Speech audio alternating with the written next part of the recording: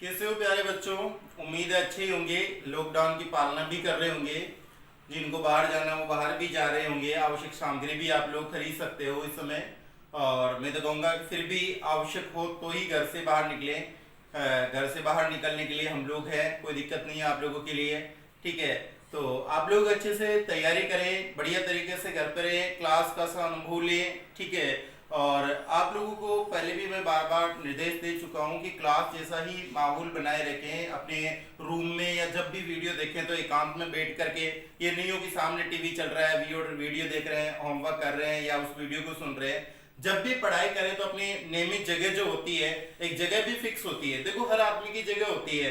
पुजारी भी ये थोड़ी कि हर कहीं मंदिर में जाके ही वो पूजा करता है, हर कहीं नहीं करता है। एक आराध्य की जो पूजा होती है, या कोई भी काम मान लो, हर काम के लिए एक निश्चित स्थान होता है। मिस्त्री देख लो, मोबाइल मैकेनिक को देख लो, वो एक जगह जाके ही काम करता है। तो आपकी भी जगह क्या होनी चाहिए, फिक्स होनी चाहिए कि इस जगह आकर के मुझे पढ़ना है। ये नहीं है घूमते झूमते लेट के पढ़ रहे हैं, बैठ के पढ़ रहे हैं, एक नियमित जगह। और फिर दूसरी बार और कहूंगा कि आप लोगों को अपनी नोटबुक और पेन दोनों साथ में रखने हैं, क्योंकि आप साइंस के स्टूडेंट हो तो ये चीज तो आपको होनी ही चाहिए कि ये नहीं है पूरा देख लिया समझ में आ रहा है, लास्ट तक कुछ भी याद नहीं रहा। तो आप लोगों को एक बढ़िया तरीके से एक अच्छे स्टूडेंट होने के नाते आप लोगों को जो भी है, जिस सिस्टम में भी आप देख रहे हो, लैपटॉप में देख रहे हो या किसी में मोबाइल्स में देख रहे हो, जैसे भी आप लोग देख रहे हो, तो आप लोगों को क्या करना है कि बिल्कुल वैसे के वैसे ईयरफोन लीड लगा करके आराम से बिल्कुल उसी तरह क्लास का फील करे कि सर सामने ही है और मुझे अच्छे तरीके से बेस्ट स्टडी करनी है। बाकी जो है आपको नहीं आ रहा समझ में तो आप लोग पूछ सकते हैं, कमेंट करते हो। और ऐसी कोई मैं टॉपिक छोड़ता ही नहीं हूँ, क्योंकि मैं पिछले 10 साल से इस फील्ड में हूँ, तो आप लोगों को पता है कि एक एक चीज की प्रॉब्लम्स का सॉल्यूशन लेकर के चलता हूँ साथ में। तो ऐसा कोई क्वेश्चन ही नहीं छोड़ूंगा मैं कि आप लोगों के लिए प्रॉब्लम बने। फिर भी रहती है तो आप लोग कन्वर्ट कर सकते हैं। ओके, कोई दिक्कत नहीं होगी। लेट्स गो, अब टॉपिक की ओर चलते हैं।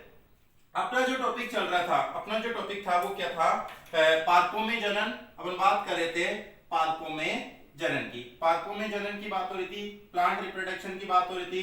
प्लांट रिप्रोडक्शन में अपन ने कहां तक कर लिया, कुछ समराइज कर लेते हैं। या आप लोगों को याद होगा अपन ने नर और मादा युग्मक का संलयन कर लिया था, यानी द्विनिषेचन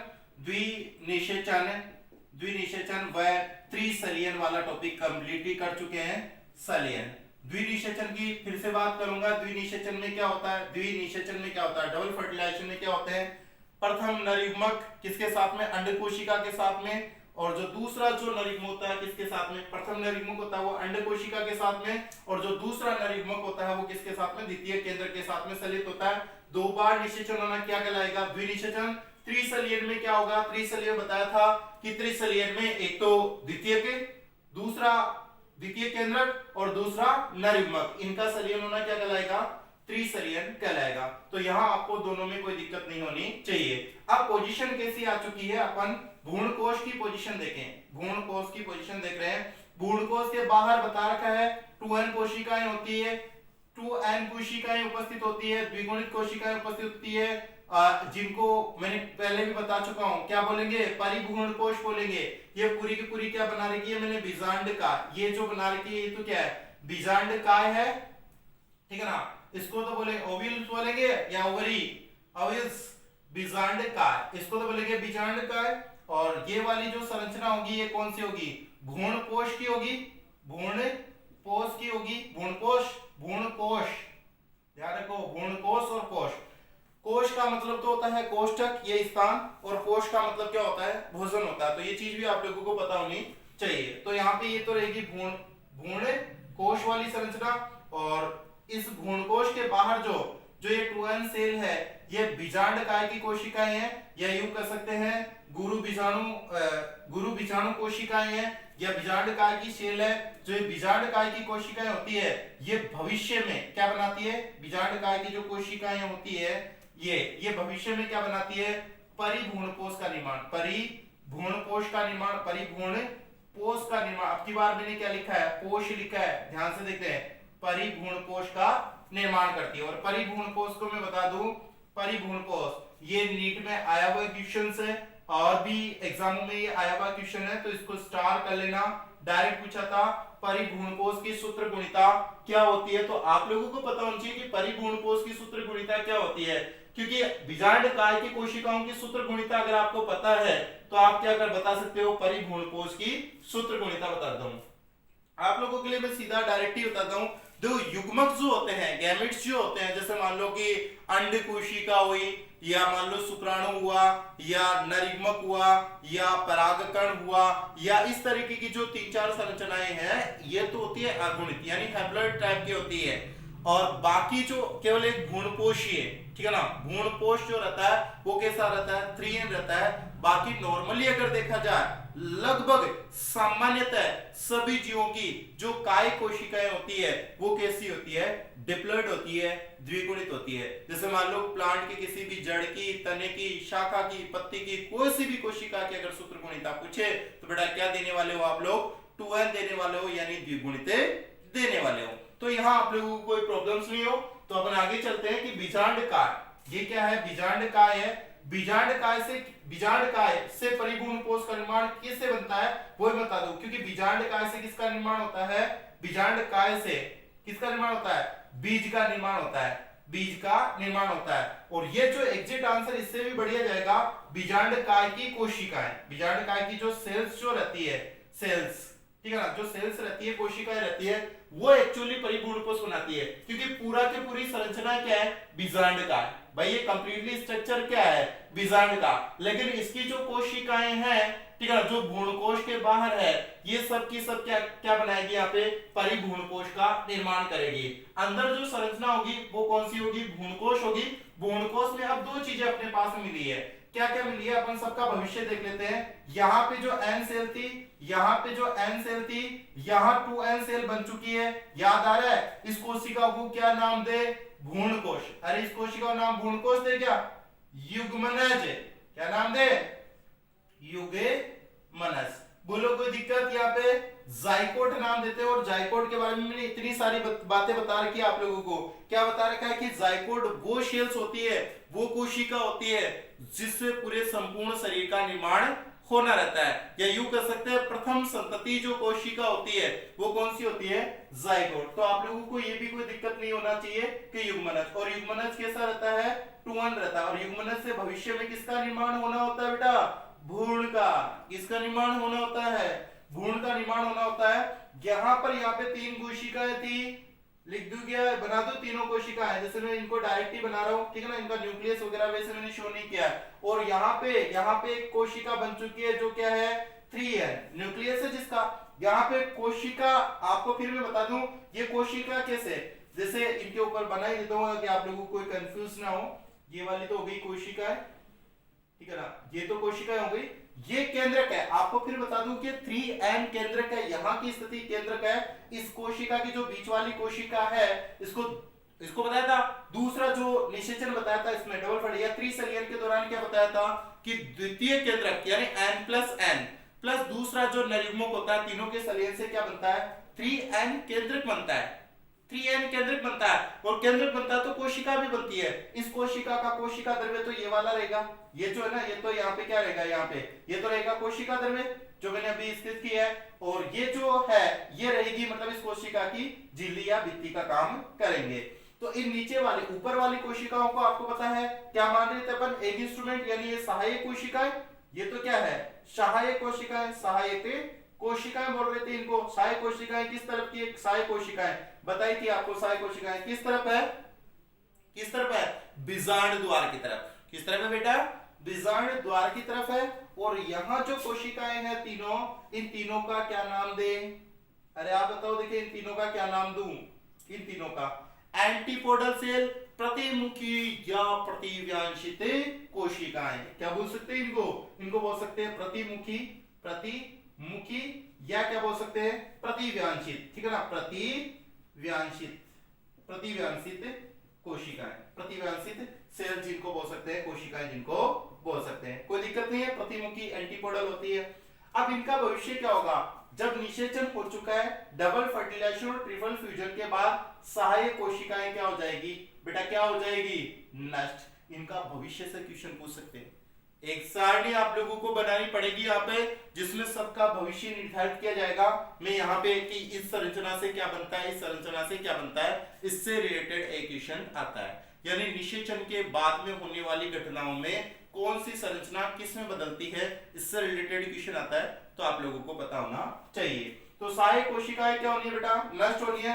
प्रतिमुखी एंटीकोडल सेल भी कैसी होनी है, ये भी क्या होनी है, नष्ट होनी है। ये भी नष्ट हो गई, ये भी नष्ट हो गई है। अब बच्चे की क्या, जैसे इनको नष्ट कर दूं, इसको नष्ट कर दूं समझाने के लिए, ठीक है, आप कह रहे हो तो यहाँ पे नष्ट कर देता हूं। ये लेगा जवाब, नष्ट कर दिया। ये तो तीनों क्या हो गई, नष्ट हो गई। ये भी क्या हो चुकी है, यहाँ पे नष्ट हो चुकी है। कोई दिक्कत, अरे कोई दिक्कत, दिक्कत हो चलेगी, दिक्कत नहीं होनी चाहिए, ठीक है ना। यहाँ पे अब होगा क्या, 3n न्यूक्लियस। अब आगे के स्टेप में क्या होना है, वो बड़ा ही रोचक तथ्य बेटा, जानने योग्य वाली बात है। क्योंकि यहाँ पे जो 3n केंद्रक होता है, सबसे पहले ये जो 3n केंद्रक होता है, ठीक है ना, इस 3n केंद्रक को क्या बोलेंगे, इस 3n केंद्रक को, यहाँ पे 3n को मैंने बताया था कि ये भविष्य में क्या बनाता है, ये केंद्रक भ्रूण कोश का काम करता है, भ्रूण कोश का काम करेगा। किसका काम करेगा, भ्रूण कोश। ये कोश है, ध्यान रहे, फिर से समझा रहा हूं। बीजांड काय की जो कोशिकाएं होती है तो क्या बनाती है, परिभ्रूण कोश, यानी भ्रूण कोश, कोश के बाहर वाला तो क्या है, परि का मतलब तो क्या होता है, चारों ओर, कोश का मतलब, ये इतनी डीपली चीज नहीं है जितना आप सोच रहे हो। ये तो कोश है, कोश के बाहर तो क्या कहलाएगा, परिभ्रूण कोश, और अंदर वाला क्या कहलाएगा, भ्रूण कोश। तो ये है भ्रूण कोश, एंडोस्पर्म, ठीक है ना, भ्रूण कोश। अब भ्रूण कोश दो प्रकार का होता है बेटा, भ्रूण कोश दो प्रकार का होता है। कौन कौन सा होता है उसका जिक्र यही कर लेते हैं। प्रथम जो होता है, प्रथम, ठीक है ना, और ये द्वितीय, प्रथम और द्वितीय। प्रथम होता है मुक्त केंद्रिकी, मुक्त केंद्रिकी, केंद्रिकी वैसे ही लिख देता हूं, मुक्त केंद्रिकी भ्रूण कोश, ठीक है ना। प्रथम तो कौन सा होगा, मुक्त केंद्रिकी भ्रूण कोश होगा, और द्वितीय कौन सा होगा, कोशिकीय, द्वितीय कोशिकीय भ्रूण कोश, भ्रूण कोश। क्या बोलेंगे इंग्लिश में, प्राइमरी फ्री न्यूक्लियस एंडोस्पर्म। देखो, प्राइमरी फ्री न्यूक्लियस एंडोस्पर्म, क्या बोलेंगे, प्राइमरी फ्री न्यूक्लियस एंडोस्पर्म। प्रथम या प्राथमिक मुक्त केंद्र, प्रथम बोलो या प्राथमिक, मुक्त केंद्र की भ्रूण कोश, और या सेकेंडरी बोलो या द्वितीय, ठीक है ना, सेकेंडरी बोलो या द्वितीय, secondary free, secondary cellular endosperm, secondary cellular endosperm, द्वितीय कोशिकीय भ्रूण कोश। ये होते क्या है, आपको मैं बता दूं कि यहाँ पे ये जो होता है, ये तो होता है नारियल का पानी। इसका जो एग्जांपल मैं यहाँ बता दूं ताकि आपको आगे प्रॉब्लम ना आए, वो होता है नारियल का पानी। नारियल का जो पानी होता है, नारियल का पानी, वो तो इसमें रखा जाएगा, और जो सेकेंडरी सेलुलर एंडोस्पर्म है, इसमें रखी जाएगी नारियल की गिरी, ठीक है ना, नारियल की गिरी, ठीक है ना, गिरी ऐसे लिख दो, कैसे लिख दो, यहाँ कोई दिक्कत नहीं है, नारियल की गिरी, गिरी या चटकी लिख दूं, जहां चिटकियां, वही है चटकी, ठीक है ना, जो खाने वाली होती है। अगर आपको ये भी पता नहीं चलेगी नारियल का पानी, तो ये पीने के काम में आता है, ये तो पीने के यूज में लिया, और ये जो चटकी है ये खाने के काम में आती है। हाँ, बालाजी के चटाई में भी आती है, वो भी पता है, खाने के काम में आती है।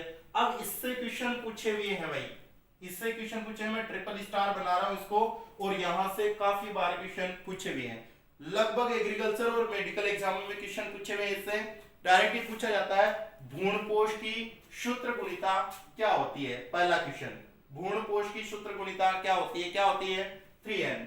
दूसरा होता है भ्रूण कोश, ठीक है ना, भ्रूण कोश या नारियल का खाए जाने वाला भाग कौन सा होता है, नारियल का खाए जाने वाला भाग कौन सा होता है, पता आपको, नारियल का खाए जाने वाला भाग क्या होता है, निम्न में से क्या होता है, तो वो क्या होता है, सेकेंडरी सेलुलर एंडोस्पर्म, द्वितीय कोशिकीय भ्रूण कोश। या फिर नारियल का पिए जाने वाला भाग, अधिकतम ये पूछा है, नारियल का खाए जाने वाला भाग या खाने योग्य भाग होता है, वो कौन सा पार्ट होता है, तो ये क्वेश्चन पूछा जाता है। और अगर पीने वाला भी पूछ ले तो आप पीने वाला जो पानी है, नारियल का पानी, वो क्या होता है, मुक्त केंद्र की भ्रूण कोश होता है, ठीक है। तो ये आप लोगों को पता होना चाहिए। अब ये बनता कैसे है वो भी अपन बात कर लेते हैं।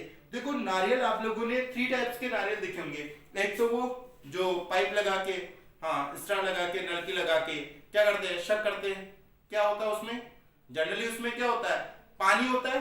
भाई वो नारियल कैसा होता है, पानी होता है। दूसरा वो नारियल कौन सा, हाँ कौन सा, वही जो रक्षाबंधन पे देते हैं, उसमें क्या होता है, पानी भी होता है। क्योंकि कुछ बच्चों क्या आ जाएगा सर वो बीच वाला कहाँ जाएगा, जिसमें पानी भी होता है, पीने का जिसमें पानी भी मिलेगा लिक्विड फॉर्म में, और दूसरा उसमें क्या मिलेगा, चटकी भी मिलेगी, यानी उसकी गिरी भी मिलेगी। तीसरा जो नारियल बालाजी वाला जो बिल्कुल ड्राई होता है, मतलब सूखा होता है, उसके अंदर पानी नहीं होता, केवल क्या होती है, गिरी।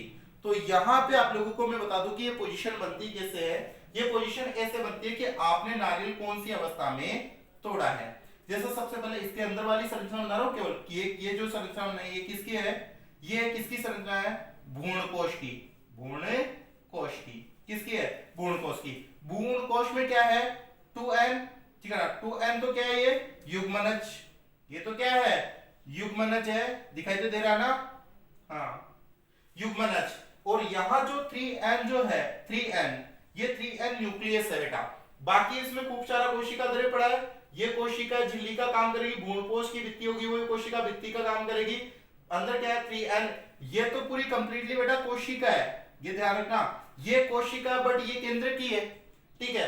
अब ये केंद्र क्या करेगा आगे, ये कॉन्सेप्चुअल चीज है बेटा। ये केंद्र क्या करेगा, मुक्त केंद्र की विभाजन, मुक्त केंद्र की विभाजन, मुक्त केंद्र की विभाजन समझते हो, मुक्त केंद्र की विभाजन, विभाजन, मुक्त केंद्र की विभाजन का मतलब होता है फ्री न्यूक्लियस डिवीजन, ठीक है ना, फ्री न्यूक्लियस डिवीजन। जैसे सेल डिवीजन होता है ना, कोशिका विभाजन होती है, ऐसे ही क्या होता है, मुक्त केंद्र की विभाजन, यानी केंद्र मुक्त रूप से विभाजित होता है। खुल के जितना चाहे ना, ठीक है ना, आज जम के नाचेंगे, ठीक है ना, तो वैसे ये क्या करेगा, जम करके विभाजन करेगा। जैसे मान लो कोई कैंसर की कोशिका होती है, वो तो हालांकि अनलिमिटेड ग्रो करती है, अनलिमिटेड तरीके से वो डिवाइड होती रहती है, लेकिन यहाँ एक कुछ हद तक क्या होता है, फ्री न्यूक्लियस डिवीजन होता है।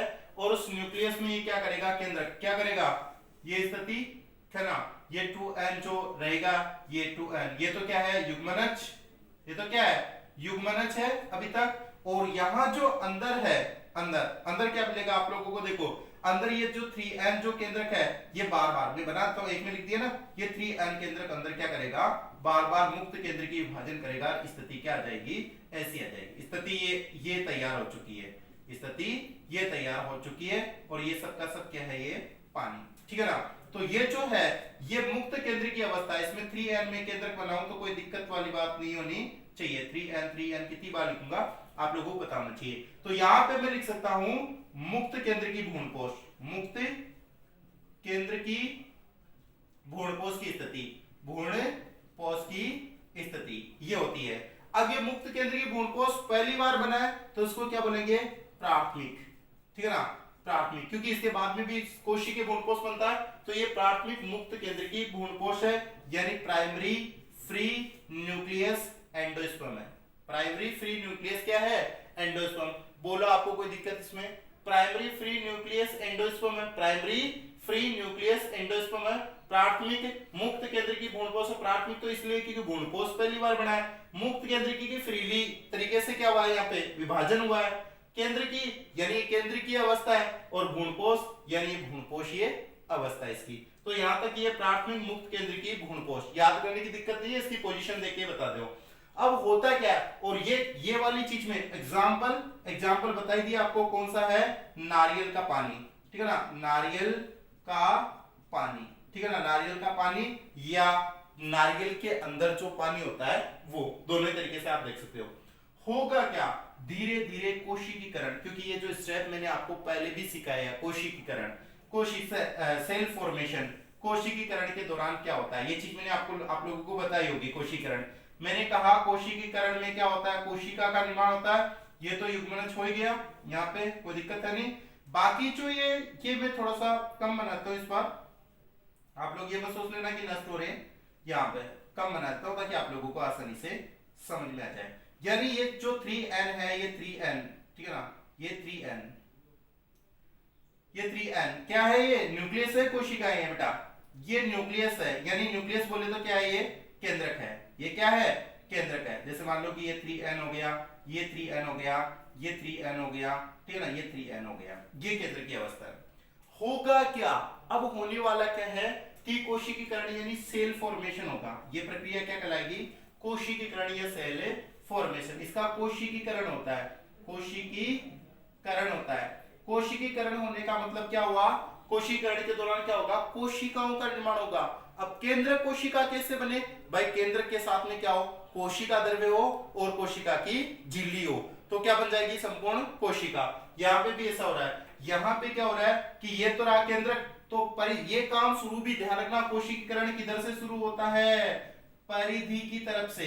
किधर से शुरू हो रहा है, परिधि की तरफ। परिधि समझते हो, साइडों वाला भाग। तो ये जो कोशिका, ये जो केंद्रक है, ये थोड़े थोड़े से कोशिका द्रव्य के साथ में क्या बना लेते हैं, झिल्ली। थोड़े थोड़े से कोशिका द्रव्य के साथ में क्या बना लेते हैं, इनके ऊपर झिल्ली। ये जो मैं कर रहा हूं इसको क्या बोलेंगे, कोशिकीकरण। क्या बोलेंगे, कोशिकीकरण। तो ये थोड़े थोड़े से कोशिका द्रव्य के साथ में क्या बन गई है, इनके ऊपर झिल्ली। ये कोशिकीकरण हो गया। ये क्या हो गया, कोशिकीकरण। लेकिन देखो इसके बीच में क्या पड़ी है, अभी भी केवल केंद्रक पड़े हैं। केवल क्या पड़े हैं, केंद्रक पड़े हैं। यानी इसकी ये क्या करा, हेलोबियल नाम से एक टॉपिक मिलेगा आपको, मध्य जो अवस्था होती है, हेलोबियल स्टेज, ठीक है ना, दोनों के बीच की ये आप में लिखते हो, ये मध्य अवस्था है, ठीक है ना, मध्य अवस्था, ठीक है ना, मध्य अवस्था है। बोले तो इसमें क्या है, इसमें मध्य अवस्था में क्या क्या है, इसमें इस कंडीशन में क्या है, जैसे हेलोबियल कंडीशन में क्या होते हैं, दोनों ही अवस्थाएं होती है। यानी कोशिकीय भ्रूणपोष भी है और केंद्रकीय भ्रूणपोष भी है। मैं आपको इसको और आगे तक समझाऊंगा तो शायद आप लोगों के समझ में आ जाएगा। अगले स्टेप से ये अच्छा समझ में आएगा, क्योंकि अगले स्टेप में मैं क्या करने वाला हूं कि जो 2n जो कोशिका है, पहले से इसको क्या बोलूंगा मैं, युग्मनज वाली कोशिका। क्या बोल दूंगा इसको, युग्मनज यानी जाइगोट बोल दूंगा। यहां तक मुझे कोई दिक्कत नहीं है। और ये जो 3n अब की बार मैं 3n लिख करके नहीं, यानी ये कोशिकीकरण समझा रहा हूं, ये कोशिकीकरण हो चुका है परिधि वाली कोशिकाओं का। परिधि वाली का पहले भी हो चुका है, परिधि वाली कोशिकाओं का कोशिकीकरण, परिधि वाली कोशिकाओं का कोशिकीकरण पहले भी हो चुका है, ध्यान रखो। अब धीरे धीरे कोशिकीकरण बढ़ता गया, कोशिकीकरण हुआ, और जो मध्य वाले जो केंद्रक है उनका भी क्या हो चुका है, कोशिकीकरण। जो मध्य वाले केंद्रक है उनका भी क्या हो चुका है, कोशिकीकरण। इसका मतलब तो क्या हुआ कि इस कोशिका में संपूर्ण केंद्रकों का क्या हो चुका है, कोशिकीकरण हो चुका है। तो ये वाली जो ये दूसरी बार बना है, तो इसको क्या बोलेंगे, द्वितीय। क्या बोलेंगे इसको, द्वितीय के केंद्रकीय नहीं। कौन सी अवस्था है बेटा, कोशिकीय। अरे कौन सी अवस्था है, कोशिकीय। तो इसे बोलेंगे द्वितीय कोशिकीय भ्रूणपोष, द्वितीय कोशिकीय भ्रूणपोष, भ्रूणपोष। ये गलती मत कर देना कि इसको भी मैं क्या बोल दूं, केंद्रकीय भ्रूणपोष।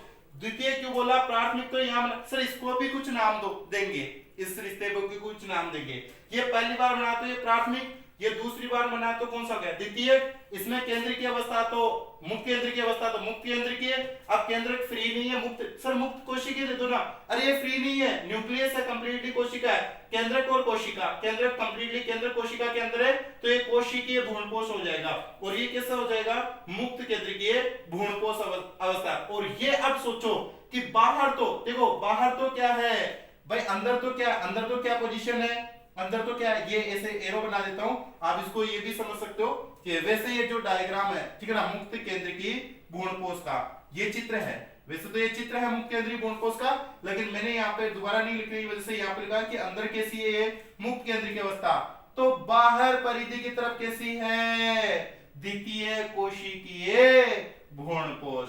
अरे बोलो बेटा क्या है बाहर, द्वितीय कोशिकीय भ्रूणकोश, और अंदर क्या है, मुक्त केंद्रकीय भ्रूणकोश। तो ये बीच वाली कंडीशन आ गई, ये बीच वाली कंडीशन आ गई, तो इसे क्या बोल देंगे, हेलोबियल बोल दे, क्या बोल दू, क्या हेलोबियल, ठीक है ना, हेलोबियल बोल दूं तो कोई दिक्कत नहीं होगी। हेलोबियल अवस्था, हेलोबियल अवस्था बोले तो कोई दिक्कत नहीं है यहाँ पे, क्योंकि इसमें क्या है, दोनों के मिक्सिंग। और ये मैं बता दूं, ये नारियल का पानी है, और इसको क्या बोलेंगे, इसको क्या नाम दे, नारियल की गिरी, नारियल की गिरी। क्या बोलेंगे, नारियल की गिरी या खाने योग्य वाला भाग, खाने योग्य भाग, योग्य भाग, ठीक है ना, खाने योग्य भाग, नारियल का खाने योग्य भाग या खाने वाला भाग, ठीक है ना। तो क्या हो जाएगा, द्वितीय कोशिकीय भ्रूणपोष वैसे ही इसका है। और जो नारियल का जो पानी है, यानी इसको मैं लिख दूं पीने योग्य, ठीक है ना, पीने योग्य भाग, क्या लिख दूं, पीने योग्य भाग। और ये वाली जो कंडीशन है, ठीक है ना, ये बीच वाली अवस्था है, लिख दो इसको रक्षाबंधन वाला। हाँ, याद रखने के लिए रक्षाबंधन, ठीक है ना, रक्षाबंधन ये टॉपिक नहीं है बेटा, केवल याद रखने के लिए रक्षाबंधन। बोले तो क्या, इसमें क्या होगा, पानी प्लस गिरी, पानी प्लस क्या होगा, गिरी होगा। तो ये कंडीशन होगी। अब आप लोगों को थोड़ा सा अजीबोगरीब नहीं लग रहा क्या, क्या लग रहा होगा कि सर जब निषेचन तो पहले किसका हुआ था भाई, पहले प्रथम निषेचन किसका हुआ था, युग्मनज का निषेचन किया, और युग्मनज अभी भी उसी अवस्था में ही पड़ा है, युग्मनज उसी अवस्था में ही पड़ा है। युग्मनज वाली कोशिका का पहले निषेचन और प्रथम निषेचन के दौरान क्या बना था, युग्मनज। प्रथम निषेचन के दौरान क्या बना था, युग्मनज। बल्कि विभाजन, अब युग्मनज तो उसी, बल्कि युग्मनज को निषेचन होते ही क्या करना चाहिए, विभाजन करना चाहिए, सेल डिवीजन करना चाहिए। बल्कि युग्मनज की जगह विभाजन कौन कर रहा है, द्वितीयक जो त्रिसलियन वाली कोशिका है, या द्वितीयक जो निषेचन हो रहा है, या भ्रूणपोष वाली कोशिका पहले विभाजन के साथ करने शुरू हो गई। ये कोशिका तो बाद में करनी चाहिए ना। ये जो भ्रूणपोष यानी भ्रूणपोषी केंद्रक, यानी केंद्रक है किसका है, ये केंद्रक भ्रूणपोष का, भ्रूणपोष का। ये भ्रूणपोष वाला केंद्रक जो 3N है, ठीक है ना, जो केंद्रक भ्रूणपोष वाला जो केंद्रक है जो 3N है, ये पहले डिवीजन, सेल डिवीजन क्यों कर रहा है, ये भी एक लॉजिकली रीजन है। इस कॉन्सेप्ट के भी अपन बात करने वाले हैं, ठीक है, वो अगली थीम में करेंगे। इस थीम में आप लोगों को ये पता होना चाहिए कि ये किस तरीके से हुआ। नारियल का, फिर से बताओ, नारियल का खाने योग्य वाला भाग क्या है, एक बार बोलो क्या है, नारियल का खाने योग्य भाग क्या है, हाँ, द्वितीयक कोशिकीय भ्रूणपोष। और नारियल का पीने योग्य भाग कौन सा है, बोलो कौन सा है, प्राथमिक मुक्त केंद्रीय भ्रूणपोष। तो ये जो चीजें थी, पहले भ्रूणपोष बना, ये नहीं है कोशिका, फिर से मैं बोल रहा हूं, सोचना ये कोशिका पहले, ठीक है ना, ये कोशिका पहले पूछूंगा नेक्स्ट थीम में कि ये कोशिका पहले विभाजन क्यों की, विभाजन जबकि निषेचन पहले किसका हुआ है, युग्मनज वाली कोशिका का। तो इस तरीके की आप लोग इसको अच्छे से नोट करें, इसका स्क्रीनशॉट ले सकते हैं, कोई चीज नहीं है तो मेरे से बात कर सकते हैं। Thank you.